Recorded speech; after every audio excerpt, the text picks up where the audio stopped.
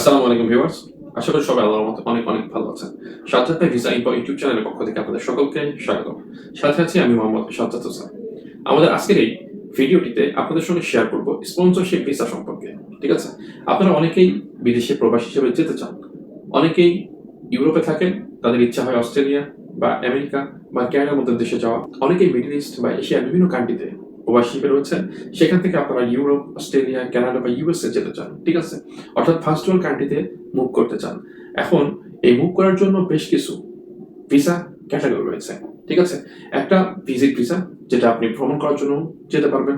আবার অনেক ভিসা রয়েছে ওয়ার্ক ভিসা। হ্যাঁ, ওয়ার্ক ভিসার অনেক ক্যাটাগরি আছে। এক এক দেশের এক একটা সাব ক্লাস বা ভিসা ক্যাটাগরি রয়েছে। ঠিক আছে? তো কার জন্য কোনটা উপযুক্ত সেটা আলাদা আলাদা পার্সন ওয়াইজ ভ্যারি করে। কিন্তু এমন একটি ভিসা ক্যাটাগরি রয়েছে যে ভিসা ক্যাটাগরির মাধ্যমে আপনি পৃথিবীর যে কোনো দেশে মুভ করতে পারবেন একদম ওয়ার্ক পারমিট ভিসা নিয়ে। আপনারা আমার হোয়াইট বোর্ডে লেখা দেখতে পাচ্ছেন স্পন্সরশিপ ভিসা। আসলে স্পন্সরশিপ ভিসাটা কি? স্পন্সরশিপ ভিসাটা হলো কোনো একটি দেশের কোনো একটি কোম্পানি আপনাকে স্পন্সর দিয়ে, অর্থাৎ আপনার work permit, job offer, job agreement, একটা এক কথায় ভিসা হওয়ার জন্য যা কিছু লাগে সবকিছু দিয়ে আপনাকে সেই কোম্পানিতে জব করার জন্য আপনাকে অফার করছে, স্পন্সর করবে। ঠিক আছে? এটাকেই মূলত স্পন্সর বলা হয়।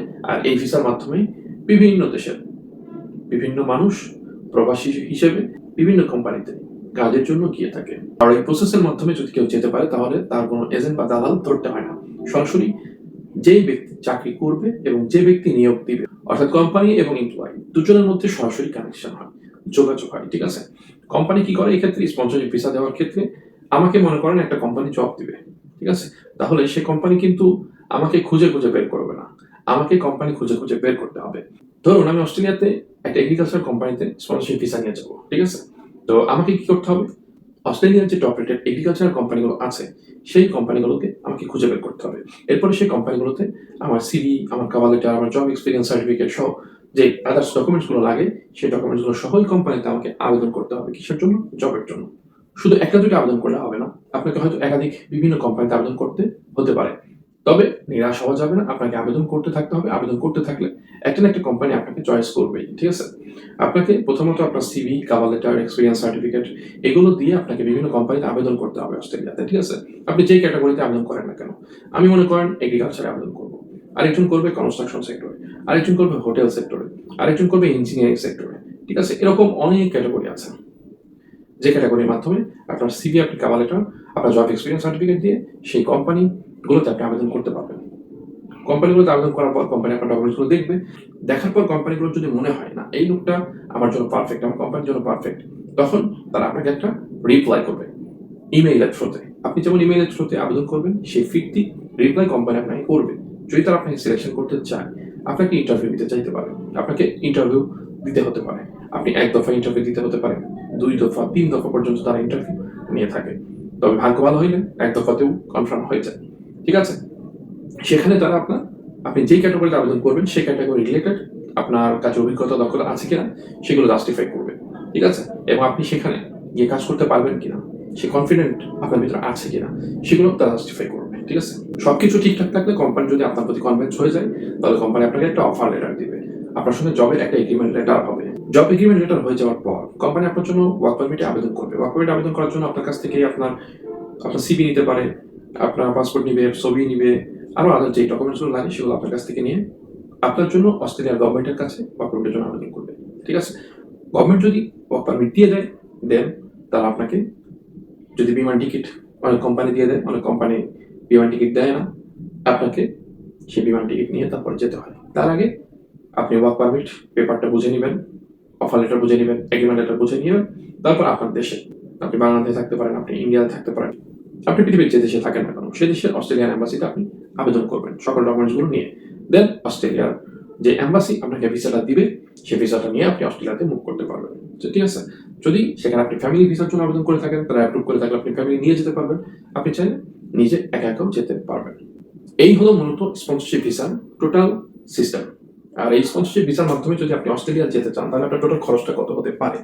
টোটাল কস্টটা হয় সর্বোচ্চ 3 থেকে 4 লাখ, তাও আবার বিমান ভাড়া সহ। ঠিক আছে? যদি আপনার কপাল ভালো হয়, আপনি একটা কোম্পানি কনভিন্স করতে পারেন, আপনি মাত্র 3 থেকে 4 লাখ টাকার মধ্যে অস্ট্রেলিয়াতে যেতে পারবেন, কানাডাতে যেতে পারবেন। এটা অবাস্তব নয়, এটা বাস্তব।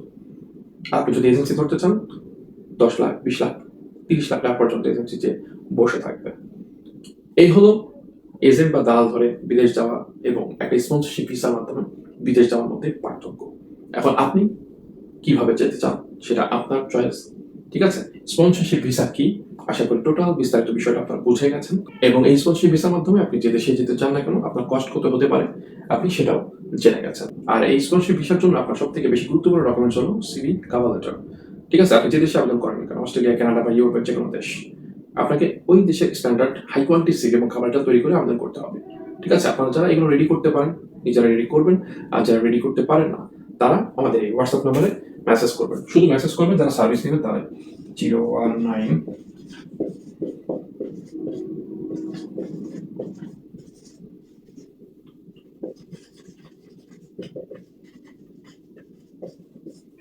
হোয়াটসঅ্যাপ, আমি হোয়াইট বোর্ডে লিখে দিলাম, সিনাও দিয়ে দিব ইনশাআল্লাহ। আপনারা যারা সিভি এবং কাভার লেটার সার্ভিস নিতে চান, অনলি সিভি আর কাভার লেটার এই দুইটা সার্ভিস যারা নিতে চান তারা অবশ্যই আমাদের এই হোয়াটসঅ্যাপ নাম্বারে মেসেজ করবেন। ঠিক আছে, আদার কোনো বিষয় নিয়ে মেসেজ করবেন না। তবে আপনাদের কোনো ইনফরমেশন লাগলে ডেসক্রিপশন বক্সে আমাদের ফেসবুক পেজে লিঙ্ক থাকবে, সেখানে মেসেজ করলে আমরা আপনাদেরকে তথ্য শেয়ার করতে পারবো ইনশাআল্লাহ। সার্ভিস লাগলে শুধুমাত্র এই নাম্বারে হোয়াটসঅ্যাপ করবেন। তো আশা করি স্পন্সরশিপ ভিসা সম্পর্কে আপনারা টোটাল বিস্তারিত বিষয় জানতে পেরেছেন, বুঝতে পেরেছেন। কোনো মতামত বা কোনো প্রশ্ন থাকলে অবশ্যই ভিডিও কমেন্টস বক্সে জানাবেন। ভিডিওটিতে লাইক দিবেন, ভিডিওটি অন্যদের মাধ্যমে শেয়ার করবেন। আর পরবর্তীতে এই ধরনের ভিডিও বেশি বেশি পেতে অবশ্যই আমাদের চ্যানেলটিকে সাবস্ক্রাইব করতে ভুলবেন না। পরবর্তী কি বিষয় নিয়ে ভিডিও চান সেটাও ভিডিও কমেন্টস বক্সে জানাতে ভুলবেন না। সবাই ভালো থাকবেন, সুস্থ থাকবেন, আল্লাহ হাফেজ।